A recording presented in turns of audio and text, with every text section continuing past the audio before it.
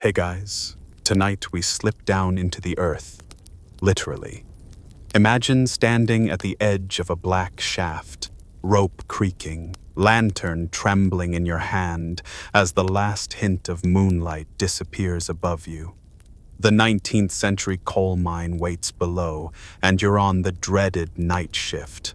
Already your throat tastes metallic, your clothes smell like smoke, and your stomach knots with the thought that you probably won't survive this one intact. That's not a melodramatic exaggeration. Life expectancy for miners wasn't exactly winning any awards. So, before you get comfortable, take a moment to like the video and subscribe, but only if you genuinely enjoy what I do here. And I'd love it if you posted your location and what time it is as you're listening. Now, dim the lights, maybe turn on a fan for that soft background hum, and let's ease into tonight's journey together. Your boots crunch against gravel as you step into the narrow cage, the makeshift elevator that lowers you into the belly of the mine. Chains groan, pulleys squeal, and the descent begins. The deeper you go, the more the air changes, cooler, thicker, laced with a faint, bitter scent.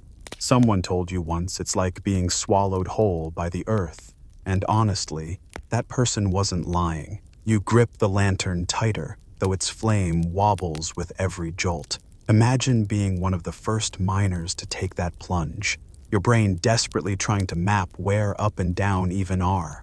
When the cage thuds against the bottom, darkness rushes in. Lantern light doesn't really push it back, it just paints shaky yellow circles on jagged rock. Here you are, several hundred feet underground, starting a shift that doesn't end until dawn yawns above the surface. Historians still argue whether the miners' first descent was the worst moment or the most routine. Was fear stronger when you were new, or when your lungs already knew how to ache? Either way, your heart pounds like a trapped drum. The first tunnel stretches ahead, wood beams shoring up the ceiling like skinny skeletons.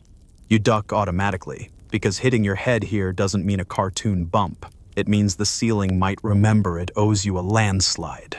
The wooden supports creak like they're thinking about giving up. Each step forward is a conversation with gravity. You hope it stays friendly tonight. Your job begins even before the actual coal cutting. The night shift means cleaning up, hauling debris left behind, and setting charges of black powder if needed. It's not glamorous. In fact, you feel more like a human wheelbarrow than a miner. Your lamp throws just enough glow to catch the sparkle of coal dust on your neighbor's sweaty forehead. He nods in silent misery, like a club handshake only misery knows. Now, quirky fact time. In some mines, before safety lamps were common, they actually sent little boys called firemen ahead with sticks wrapped in rags, lit like giant torches. Their job? Walk into the tunnel, hold the flame high, and set off any trapped gases before the grown men followed. Yeah, congratulations. You thought your after-school chores were rough. If you're here tonight, at least you're not playing live-action fireworks. The mine hums with subtle sounds, dripping water, echoing pick strikes, the occasional rumble that could be a cart or something less friendly. You take shallow breaths. Coal dust is everywhere, turning your tongue gritty. Later doctors will call it pneumoconiosis or black lung, but right now it's just a cough that never quite stops. Someone jokes in the dark, free seasoning for your bread. You laugh weakly because gallows humor is basically the miner's Wi-Fi. It keeps everyone connected. As you adjust to the dark, you notice how time disappears. No moon, no stars, not even the tick of a wall clock. Just the drip-drip of water that could be minutes or hours apart. Historians argue whether this timelessness made night shifts worse than day.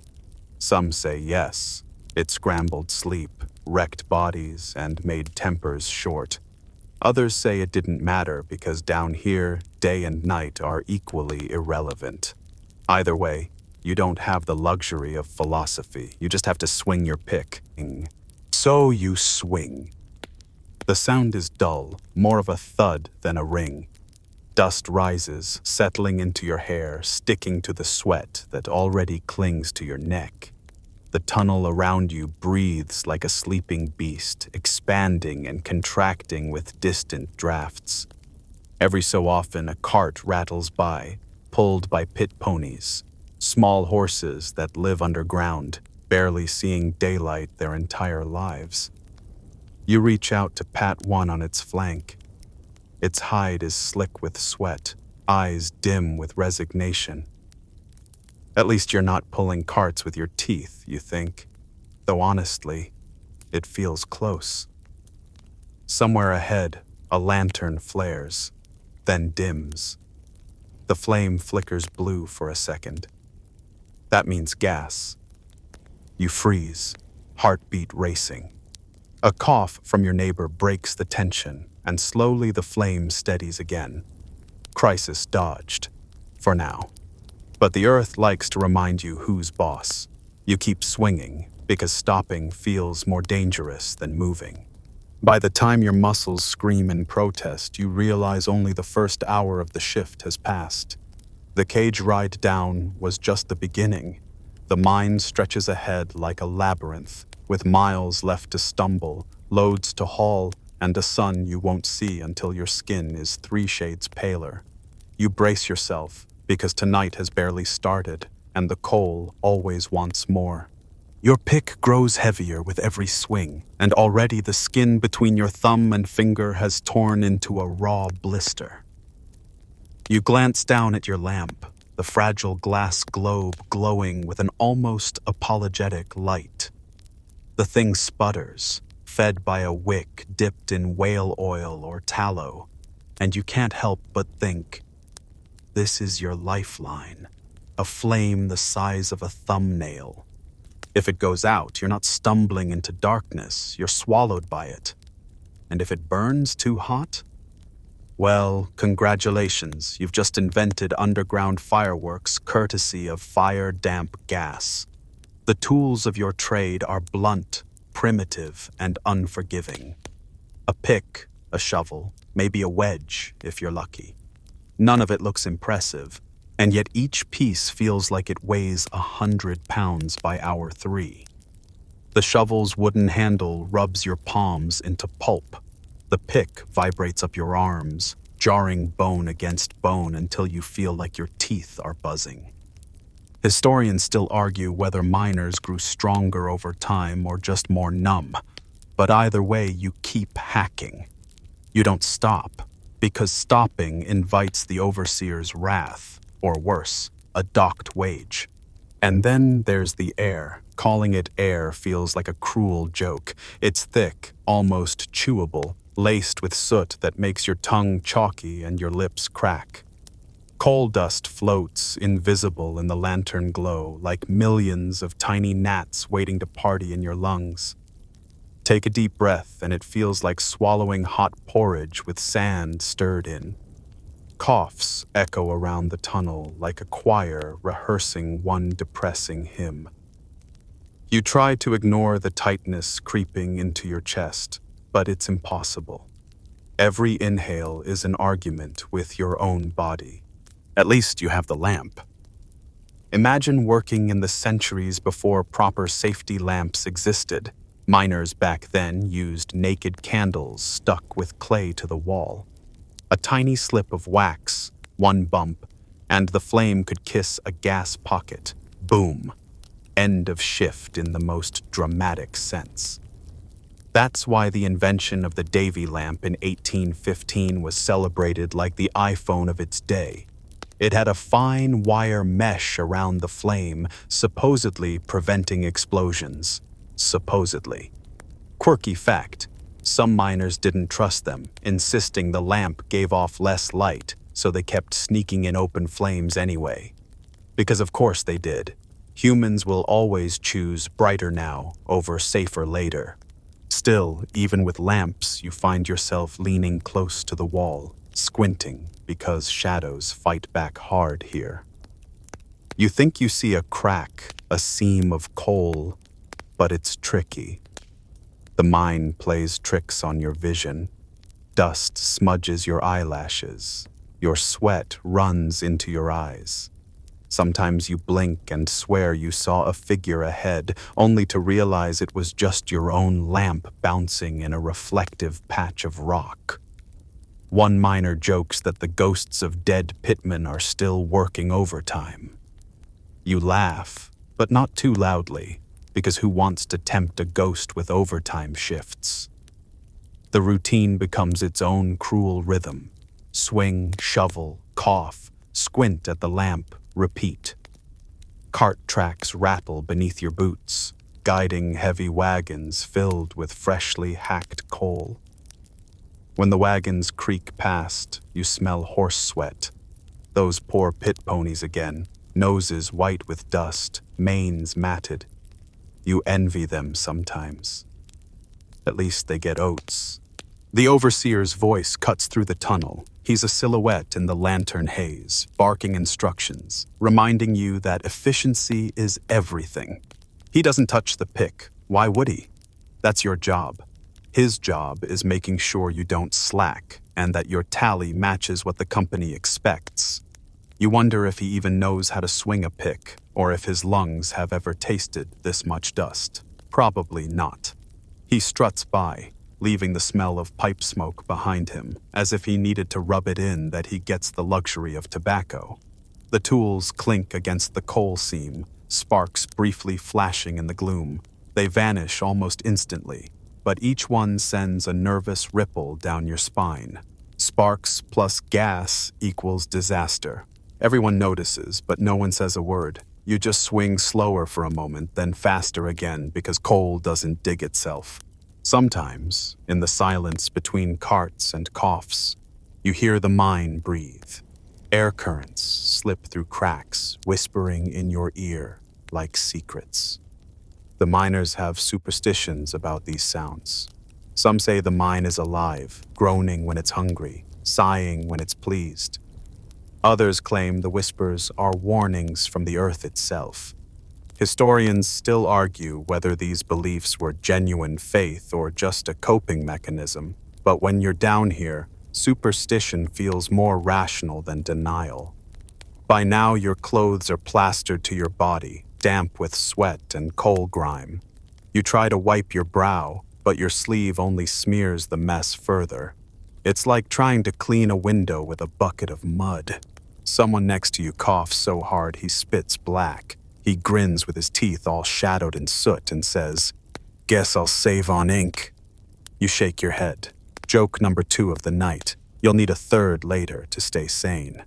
Your lamp flickers again, almost mocking you. You raise it higher, straining to see the tunnel's edge. Darkness laughs quietly, and you laugh back, because what else can you do? The mind doesn't just test your body, it tests your mind, stretching it like elastic until you're not sure if you'll snap. You keep swinging, keep shoveling, lungs burning, eyes watering, tools biting into stone. This is only one night shift, but to your body, it feels like 100 years. The clinking of picks fades for a moment as a new sound creeps in, the measured footsteps of the overman. You know that sound as well as you know your own heartbeat. Boots polished more than any miner's, a lantern held higher than anyone else's. The overman comes down not to dig, not to sweat, but to watch. His job is to keep discipline, enforce the company's rules, and make sure every lump of coal is accounted for. And if you're wondering whether he has a sense of humor, well, only if laughing at someone else's misfortune counts. He clears his throat, a sound that somehow slices through all the coughs and shovels, and you tense instinctively. His gaze sweeps the tunnel. Are you working hard enough? Are you loading fast enough? Heaven forbid you pause to breathe. Down here, the company's rule book weighs heavier than the rocks above your head. Officially, there are rules about safety, about how to shore up ceilings and avoid collapses. Unofficially, the rule is whatever keeps the coal flowing. Historians still argue whether these safety codes were genuine concern or just clever public relations, but you don't have the luxury of debate. If your support beam looks shaky, the overman might tell you to keep digging anyway. You drag another load toward the cart. That's when you remember the other insult layered on top of the dust and blisters. You're not even being paid in real money. Many coal companies issued scrip, their own private currency, redeemable only at the company store. Quirky, right? It's like working at Starbucks and being paid only in Frappuccino coupons. Want bread? Coal scrip. Need boots? Coal scrip. Feel like getting ripped off? Oh, absolutely. Because prices at the company store are mysteriously always higher than in town. You could, in theory, walk to a real shop with real cash, but too bad. You don't have real cash. It's a closed loop, a trap disguised as an economy. You pass the overseer again and keep your head down. He has a little book where he scribbles tallies. That book determines your wage. If he decides you've slacked, if a cart looks light, if your seam doesn't measure up, your take-home pay shrinks. And no, you can't argue. He's judge, jury, and executioner of your paycheck. Joke number 1 for this stretch. Someone mutters, "Maybe if I work really hard, I'll earn enough scrip to buy half a potato." A dry chuckle spreads, because what else can you do? The company rules extend beyond money. Want to unionize? Forbidden. Want to leave your shift early because your lungs are spasming? Forget it. Want to bring your own lamp instead of theirs? Better check the fine print. The company owns the lamp, the carts, the ponies, the store, the houses in the village above, and if they could, they'd own your very shadow. You're basically a tenant in the company's personal fiefdom. Historians still argue whether workers were technically free under these arrangements, but it feels suspiciously close to a polite kind of bondage. Sometimes the overman himself bends rules when it suits him. You've seen him ignore a dangerous crack in the ceiling because stopping the work would cut into the tally. You've seen him threaten to dock wages if a cart tips over, even when the tracks were crooked to begin with. His authority is absolute down here, and he knows it. The irony? He'll climb back up the shaft before dawn, wash the dust off his collar, and sit at a pub pretending he works just as hard as you. Another quirky tidbit. In some minds, rules even extended to clothing. The company didn't want sparks, so certain fabrics were banned, and boots had to meet their specifications. Sounds like modern dress code enforcement, except your life literally depended on it. Imagine showing up with the wrong boots and being told you're risking explosion. Not exactly casual Friday. You haul another load into the cart, shoulders screaming, while the overseer notes the time. The company likes to squeeze every second, like juice from a lemon. One miner jokes under his breath, "They should weigh our sweat too. Charge us by the ounce." There's laughter, but thin laughter, stretched and brittle. You don't let it linger long, because laughter itself feels like rebellion. You glance up at the wooden beams holding the tunnel ceiling. They look tired. You wonder if the overseer notices. Of course he does. He just doesn't care. The company rulebook is like holy scripture, and in its margins someone wrote, "Profit first, men second." You swing your pick again, because rebellion, even in thought, doesn't pay the bills. Still, somewhere in the back of your mind, you wonder what would happen if all the miners simply stopped. If no one swung, no one shoveled, no one hauled. The overman would rage, the company would panic, and maybe, just maybe, you'd breathe fresh air for more than a shift. The idea lingers like forbidden incense, half comforting, half dangerous. You tuck it away for now because tonight there's coal to move and rules to obey. Always rules. The shuffle of small boots echoes faintly through the tunnel, and your stomach twists when you realize they're not your imagination. Children, actual children, move beside you, lanterns in hand, faces smudged gray with coal dust that makes them look older than they'll ever live to be.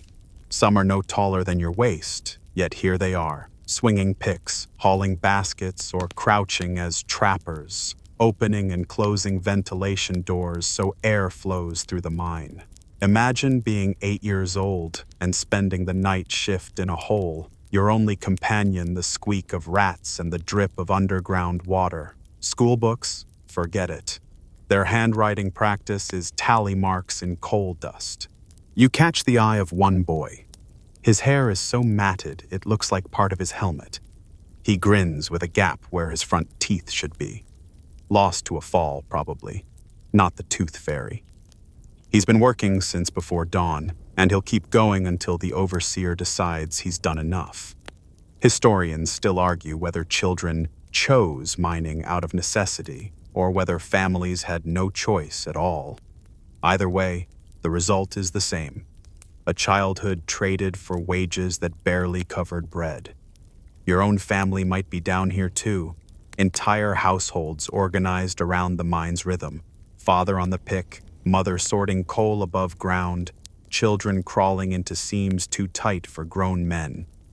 It's less a family tree and more a family chain, each link shackled to the company clock.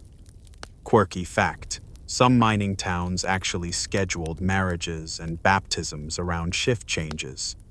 Romance waited for the whistle. Funerals were planned between dawn and dusk. You laugh weakly at the idea of sending out invitations.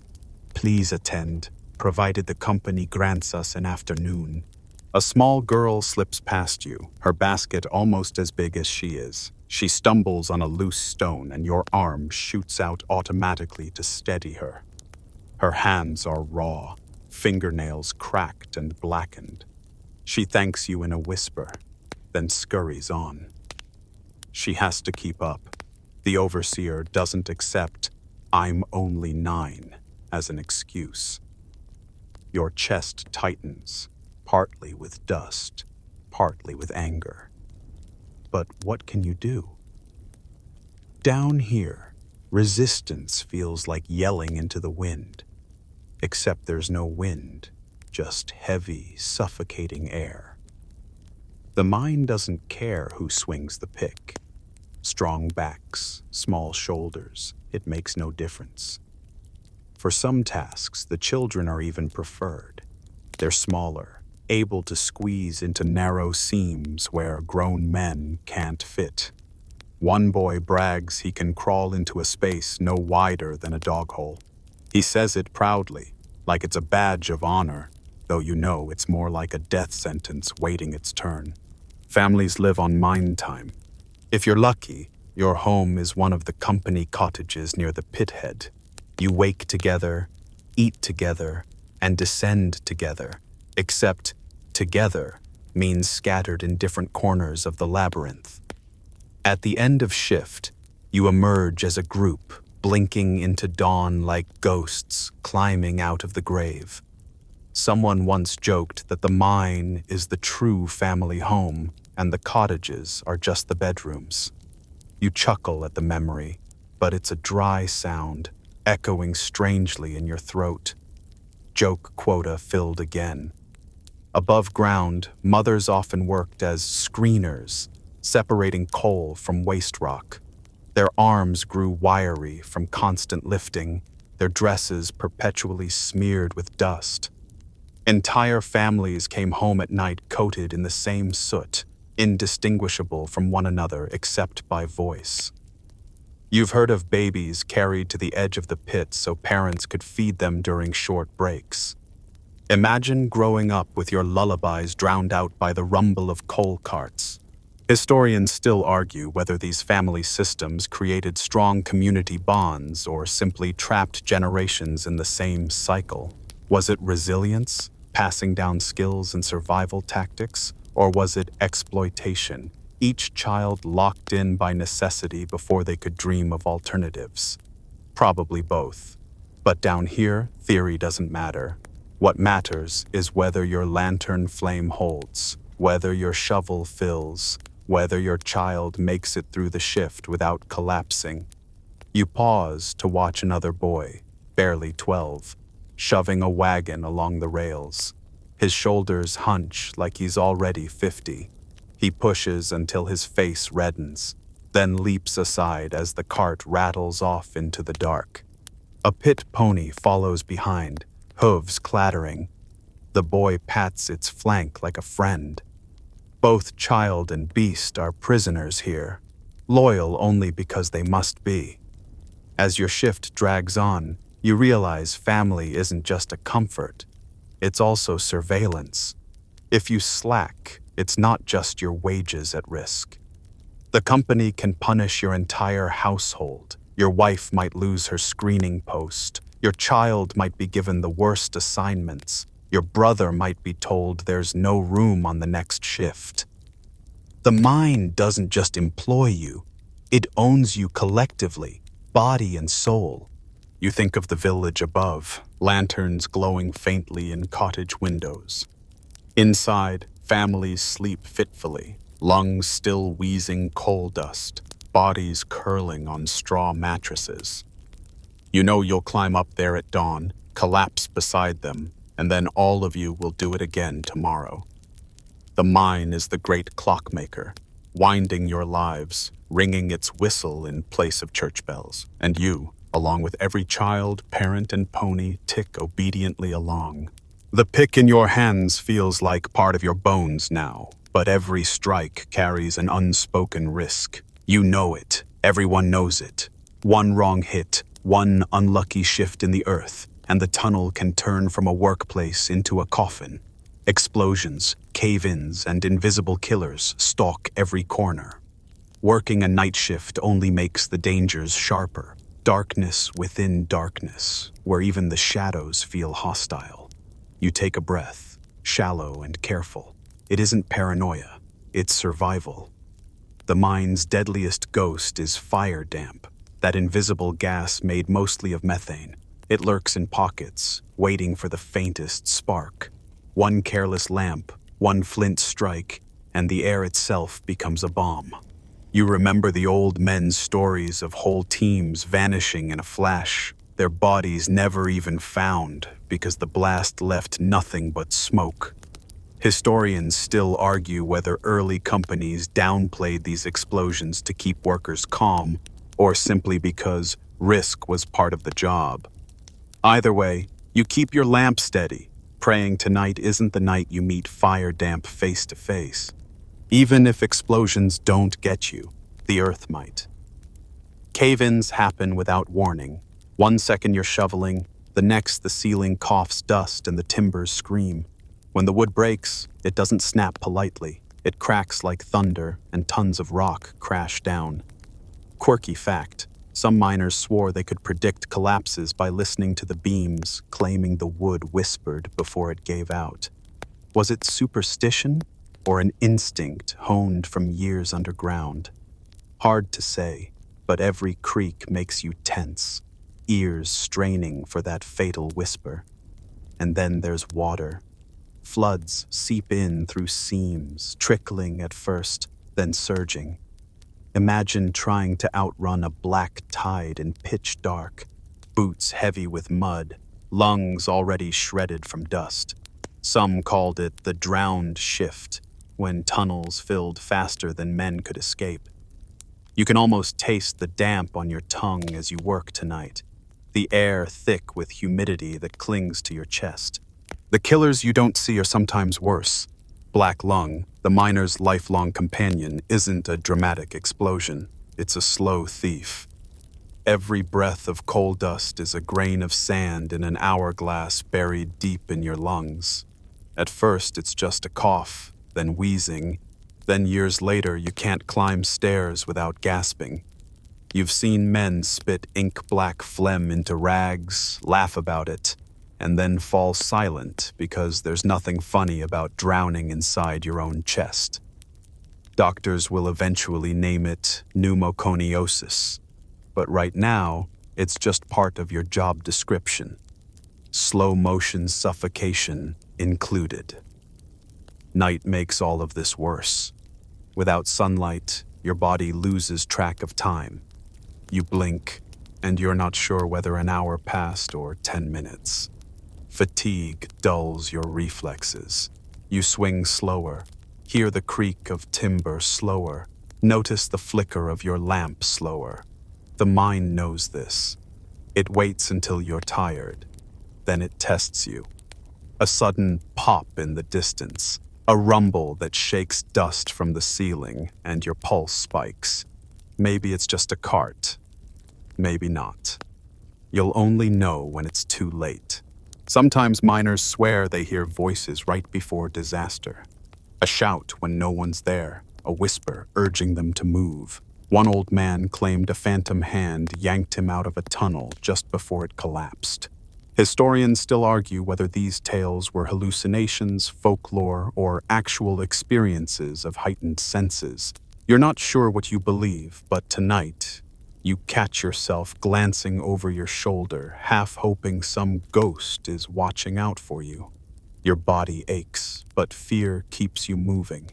You pass a boy coughing violently, clutching his ribs. He wipes his mouth with his sleeve, leaving a dark smear, then goes back to shoving his cart. There's no stopping, not down here. If you collapse, the overseer drags you out and replaces you with someone else.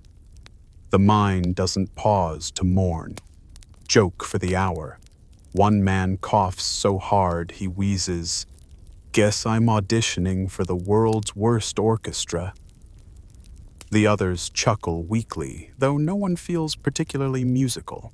You keep swinging, shoveling, dragging. At some point, the ceiling above you groans, long, low, like an animal in pain. Dust sprinkles your shoulders, peppering your hair. You freeze, heart hammering. The groan fades, replaced by silence. The overseer yells at everyone to keep working.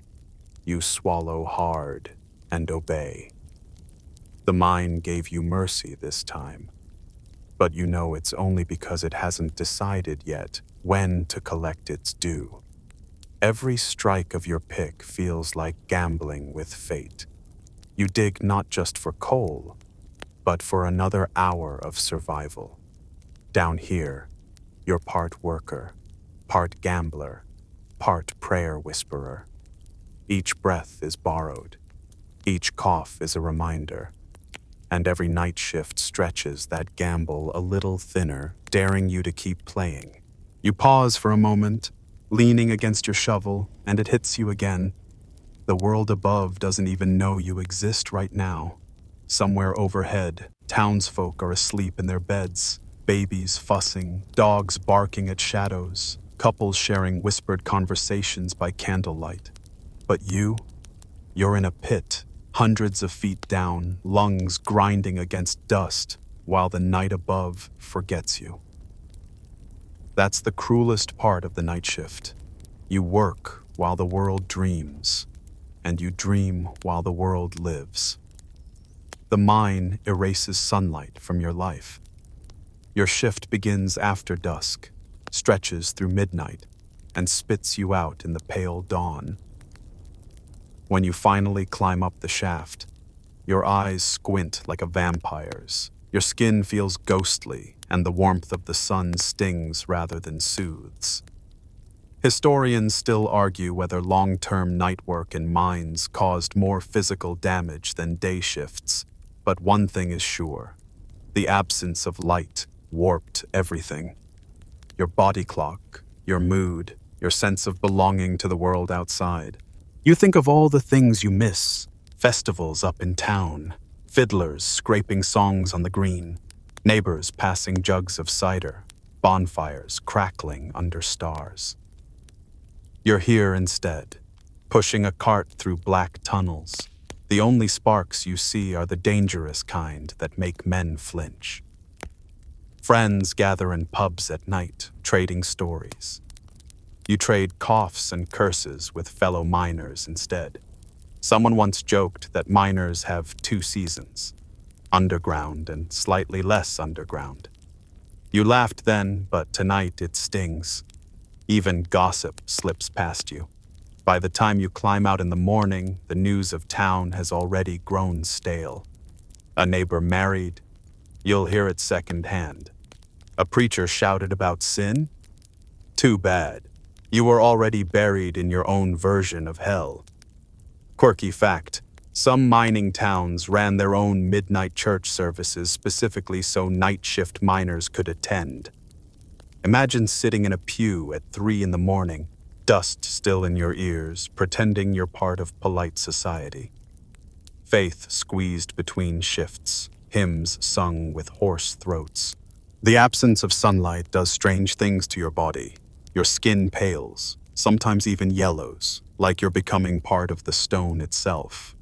Your muscles ache constantly, never given the proper rest of daylight rhythms. Sleep above ground feels like slipping into a coma rather than true rest. Roosters crow when you're crawling into bed. Kids laugh in the street while you beg your body to shut down. It's like living life backwards, resting in daylight, laboring in darkness, always out of sync, and oh, the dreams. Night shift miners report the oddest visions when they finally collapse in bed. Some dream of endless tunnels with no exits, others of sunlight so bright it blinds. One fellow once said he dreamt the sun came underground to visit, burning every coal seam to ash. Historians still argue whether this chronic dream disruption was a medical effect of coal dust or simply the brain's way of rebelling. Either way, you can't escape. Even in sleep, the mind follows you. Your sense of time becomes a joke. You think it's midnight, then realize it's nearly dawn. You mark hours by how many carts you've filled, not by clocks. Some men tie knots in their belts to count shifts. Others chew tobacco at specific intervals just to remind themselves that time exists at all. You rely on your stomach growling, though coal dust mixed with bread and lard isn't exactly a gourmet midnight feast. Another joke floats down the tunnel. I asked my wife what season it was. She said, "Season? You wouldn't know it if it smacked you." Weak laughter ripples. Humor is the only way to stitch yourselves back to the world above. Without it, the silence of being forgotten would crush you faster than any cave-in. The saddest part is when you notice your own skin forgetting the sun. You remember summer as a child, running barefoot in fields, squinting against golden light.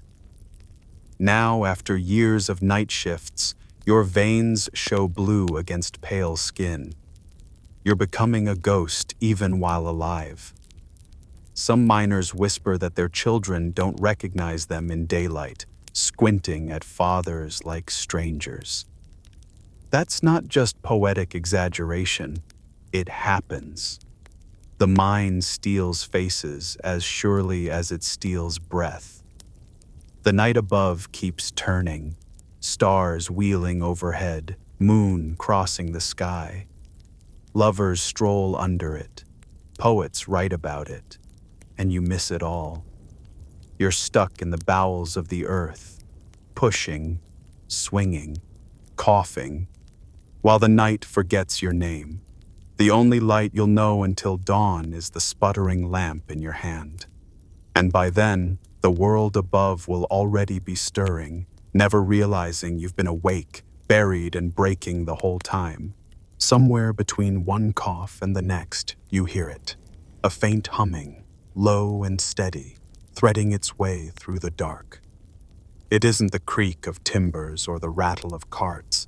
It's a tune, a song, barely above a whisper. A miner ahead of you is singing, voice cracked from dust but stubbornly alive. Soon another joins in, and then another, until the tunnel carries a fragile harmony. This is how you keep your sanity. Songs, stories, and stubborn hope. Music underground isn't just entertainment. It's rebellion. The company controls your wages, your housing, your food, even the air you breathe. But it can't quite own your voice. Miners belt out folk ballads, psalms, and sometimes nonsense rhymes just to make the walls echo with something other than despair. Quirky fact, in some Welsh pits, men swore singing soothed the ponies, keeping them calmer during the longest hauls. You picture a pony flicking its ears to the rhythm, nodding along like some underground DJ. Hope takes many shapes down here, but one of the most dangerous and powerful is the strike. When pay drops too low or hours stretch too long, miners sometimes band together and refuse to pick up tools. It's a gamble as risky as fire damp, because strikes can mean eviction from company housing or violence from hired guards. Historians still argue whether strikes actually improved conditions in the 19th century or simply hardened company resistance. But to the men underground, striking was less about victory and more about dignity. You whisper your protest, you sing it, you risk it, because silence is already killing you slowly. Tonight, during a short pause, a fellow leans close and mutters about rumors of organizing. He lowers his voice, eyes darting toward the overseer's lantern glow. A meeting in the woods, maybe next Sunday. Talk of wages, of breaking free from scrip. You nod carefully. Words like these can get you blacklisted faster than coal dust fills lungs, yet the thought lingers like a warm ember in your chest. Maybe, someday, you won't just endure, you'll resist. Songs carry hope further than whispers. Miners adapt hymns into underground anthems, verses about climbing out of darkness into light, about God watching even in the pits. You mouth along, not sure if you believe every word, but grateful for the rhythm that keeps your shovel moving. Joke for the hour.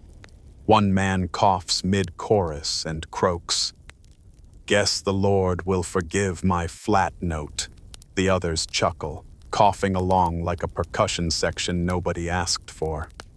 Traditions grow here like mushrooms in damp corners. You've heard of knocker spirits, ghostly sounds miners swear are the souls of those who died in cave-ins, warning the living to be careful. Some men knock back, treating it like a conversation. Superstition or not, it becomes a ritual, a way to believe that someone, somewhere, still watches your back. Historians still argue whether belief in these spirits was folklore carried from Celtic miners or simply a coping strategy for unbearable danger. Whatever the origin, it's another form of hope, carved out of rock and dust. Strikes, songs, and rituals all blur together into a single act, refusing to let the mind strip you down to nothing. Above ground, families gather in cottages, mothers humming lullabies while sorting coal by lamplight. Underground, fathers hum too, their songs less gentle but just as necessary. Both acts insist, we are more than this. Even laughter becomes rebellion. A miner teases that the overseer's bald head shines brighter than any safety lamp. Another swears he'll start charging rent for the amount of dust living in his lungs. These jokes don't change the air, but they lighten it, even for a heartbeat. For that moment, you're not just bodies swinging picks, you're humans, with wit and stubbornness intact. And when the whispers of strikes grow into actual plans, when the songs become sharper, filled with grit rather than despair, you feel it. The mind doesn't own everything. It owns your sweat, your bones, your pay slip, but it doesn't own your will. You might stumble out into dawn exhausted, coughing black, but if you can still hum, still laugh, still imagine a life beyond coal dust, then the mine hasn't won. Not completely. The shift crawls to its bitter end. Your arms hang like dead weight, your back is one giant knot, and your throat burns with the taste of soot. Somewhere far ahead, the faint clang of a bell echoes, the signal you've been waiting for. Dawn has broken above, and though you haven't seen the sky in hours, your body knows it's true. You drag yourself toward the cage with the others, boots scraping along rails, lantern wobbling weakly in your hand. The ride up is the slowest part of the night. The cage groans, ropes creak, and you clutch the side, half from exhaustion, half from fear the lift might snap. As the tunnel walls blur past, you feel like you're rising from the underworld itself, climbing back into life. Then, light. Not the flicker of your oil lamp, but pale gray dawn spilling across the pit head.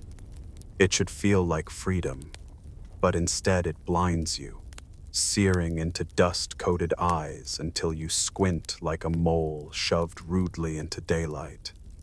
Above ground, the village stirs. Roosters crow, women shuffle to water pumps, children yawn their way toward chores. You stumble out among them, but it feels like you belong to another world entirely. Your body aches from the inside out. Your lungs scrape like rusted hinges, and yet the mind waits patiently behind you. Tonight, you'll descend again, because the coal doesn't care that you survived once. It always wants more. Historians still argue whether the dawn walk home was the hardest moment, emerging alive, yet knowing it was temporary. Some men described it as cruel hope. You breathe fresh air, taste morning bread, but with the certainty you'll trade it for dust again in 12 hours. A few couldn't bear it and simply walked on past the cottages, leaving the mine, their families, their debts behind. Most, though, trudged home because leaving meant starvation just as surely as staying meant suffocation.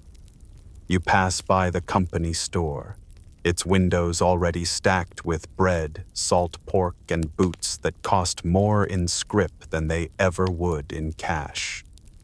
A cruel reminder that even above ground, you're not free.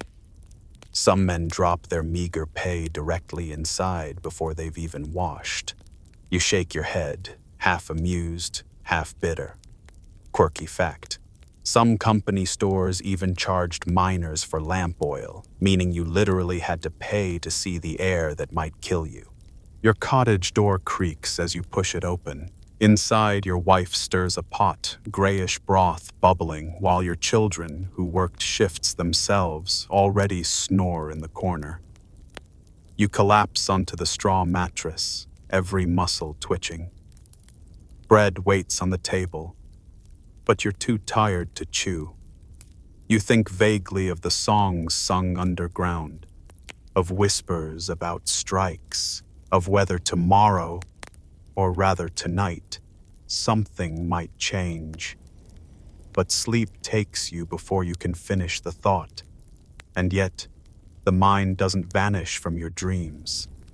Even in rest, you hear dripping water, echoing picks, the whisper of timbers.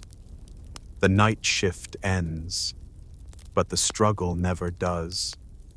You know you'll rise again, stumble into the shaft, and gamble with fire damp and collapsing walls, because that's what survival looks like in this world. And though your body belongs to the mine, your stubborn jokes, your quiet songs, your whispered defiance, they're yours alone. Now, let the story soften.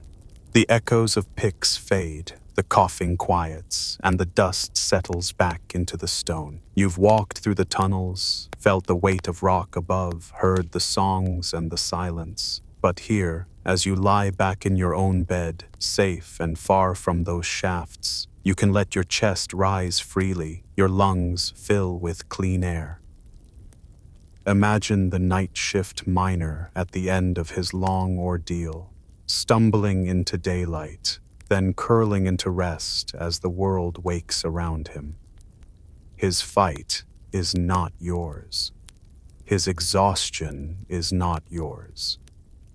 What lingers for you is only the gentle lesson of endurance, the way humans can carve meaning even in darkness, with songs, with jokes, with scraps of hope.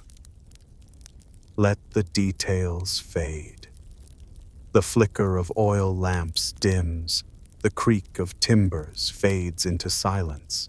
The rumble of carts melts into nothing more than a distant dream. What remains is stillness. Your body can sink into that stillness, loose and heavy, carried not by labor, but by calm. Breathe slowly. Inhale as if drawing in the clean morning air that those miners once longed for. Exhale as if letting go of dust, of struggle, of everything you don't need tonight. Each breath is lighter, slower, softer. And now picture the sky above the mine, stars fading, sun rising, a new day opening its arms. That light belongs to you now. You can rest beneath it, safe, untouched by tunnels or shifts. The earth no longer presses in around you. It opens wide, vast, and gentle. Sleep comes easily here, and you deserve it. Close your eyes. Drift. The mine is far away.